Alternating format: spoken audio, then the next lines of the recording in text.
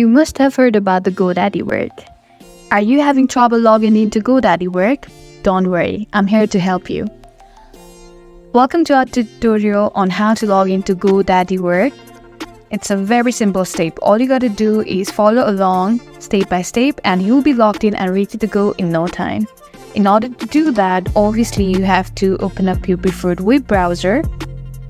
I'm using Google Chrome, of course, and at the very top you can see a search bar. Let's tap in GoDaddy Work Login, hit enter. Now here, make sure you tap into the official page, which is this one right here. That's it, sign in. Tap into that, and now you'll be greeted with this page. There are two empty fields. Now in the first one, you have to type in your username or your customer hashtag.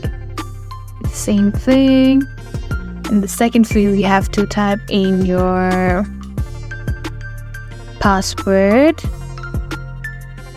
And since I don't have an account, it's saying that this username does not exist in your system. I'm hoping you have an account on GoDaddy. So since you already have that account, you can type in your username right here and your password right here in the second field. Now that's it. It's simple as that. Now all you gotta do is type in this black button that's a sign in, and you'll be logged in or signed in no time.